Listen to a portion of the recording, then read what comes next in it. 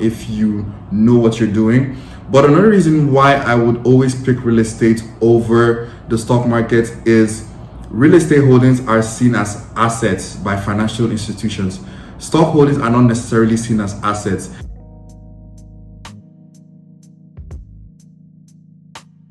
Hi guys, and welcome back to my YouTube channel.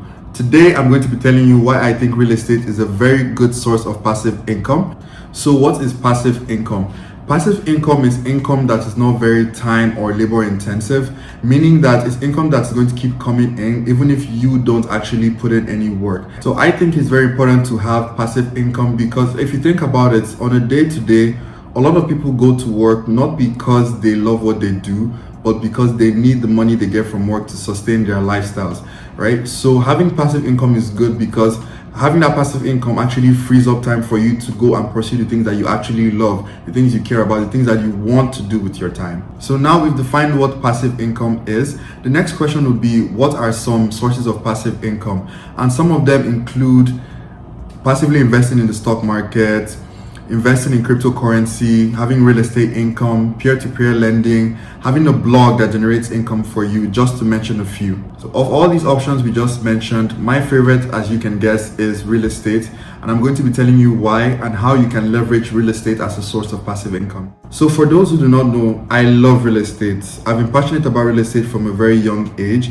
And the reason is, a lot of successful people I met early on in life were heavily invested in real estate, and they had a lot of their success come from real estate.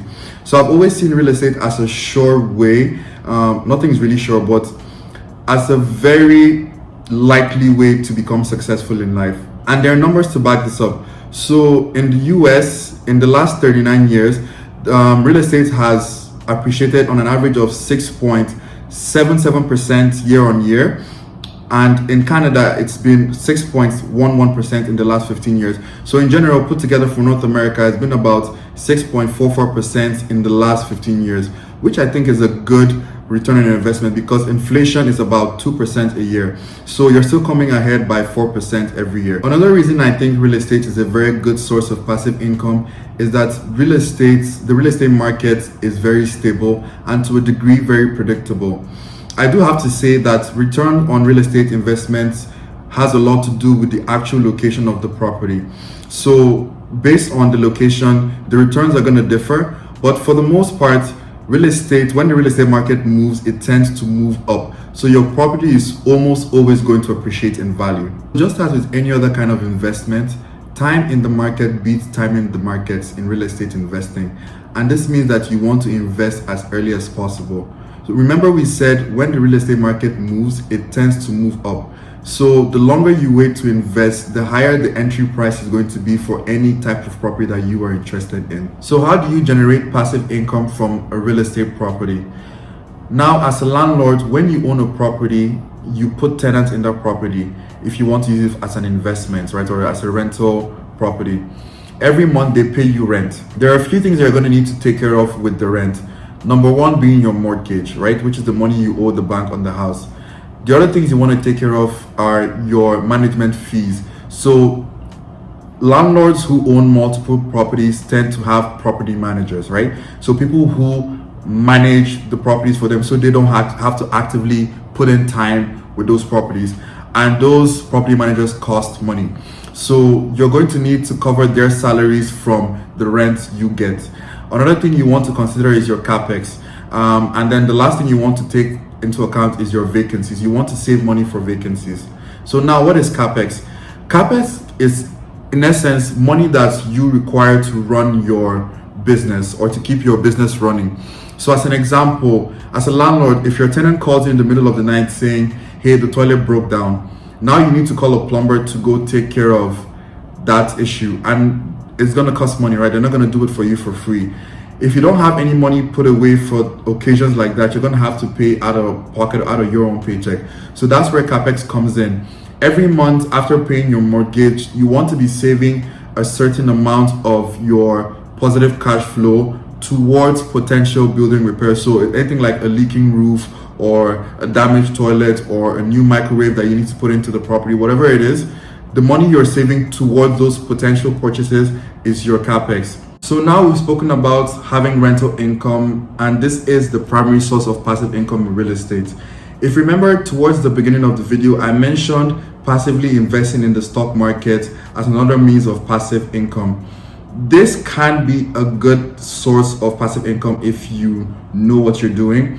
But another reason why I would always pick real estate over the stock market is real estate holdings are seen as assets by financial institutions. Stock holdings are not necessarily seen as assets because they are so volatile. So what does this mean for real estate? This means when I own a property and I have a certain amount of equity in that property, I can go to the bank and take a loan against my equity in the property or my stake in the property. I can then use that loan and reinvest it in other rental properties or in any other business that I find profitable, I want to venture into. I don't have that option with the stock market. So now I want to talk about a few things you need to know and have before you can venture into real estate investing. The first thing is a down payment. So before you can actually go buy a house, at least in Canada and some other parts of the world, you need to have a certain amount of money available for a down payment. I say some parts of the world because I know for some time in the US, you were able to buy houses with as little as a 0% down payment. If you qualified, right, there were certain conditions to it. I don't know if that is still the case, but if that is the case, then you have that option available in the States. In Canada, the minimum you can put for a down payment is 5%. And that is if the value of the property is $500,000 or less. The second thing you want to have before you can venture into, or rather have to have before you can venture into real estate investing, is a mortgage, or at least a mortgage pre-approval. So why is a mortgage actually important? When you want to go buy a house, you need to have 100% of that value of the house available to you. So for example, if I wanted to buy a house and I had only 5% of that value of the house available, meaning I had 5% for a down payment, I need to get that 95% from somewhere. Most people are going to get that in the form of a mortgage. What does this mean? So this means the bank is going to give you 95% of the value of that house if you qualify. So you can merge that with your 5% and go buy the house that you want to buy. The third thing you want to have before you invest in real estate is knowledge of the local market where you want to invest. This is very important because in different areas, there are different common tastes, right? So the things people who live in Ontario like might not necessarily be the things people who live in Nova Scotia like, right? So you want to have local knowledge. What sells in that market? What sells in that postal code, right? So you can know what to look for when buying an investment property. This is one reason why you want to have a seasoned real estate agent, because especially one who primarily works or lives in that area, because that agent is going to know more than you do about that locality or that area, and they can help you identify a winning property easily. They will also have a wealth of experience because they would have likely gone through a lot of deals, so they can share with you the mistakes that their former clients made, the mistakes they themselves might have made in previous deals, so you avoid those mistakes in your first deal or in your subsequent deals. Number 4, which actually should have been number 3, is the kind of property you want to invest in. So there are different kinds of real estate properties you can invest in. You can invest in a single family property, you can invest in a duplex, you can invest in a triplex.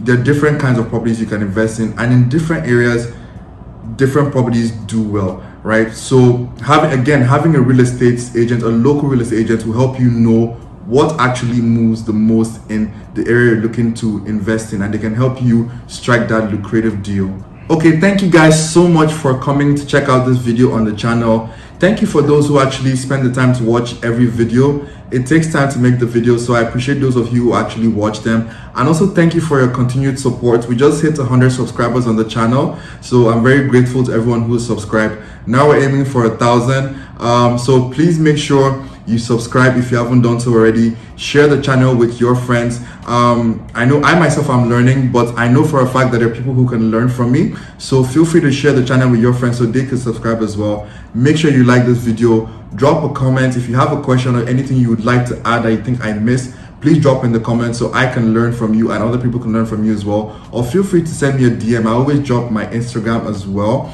so feel free to send me a DM on Instagram as well. Thank you so much once again for watching the video. Stay blessed.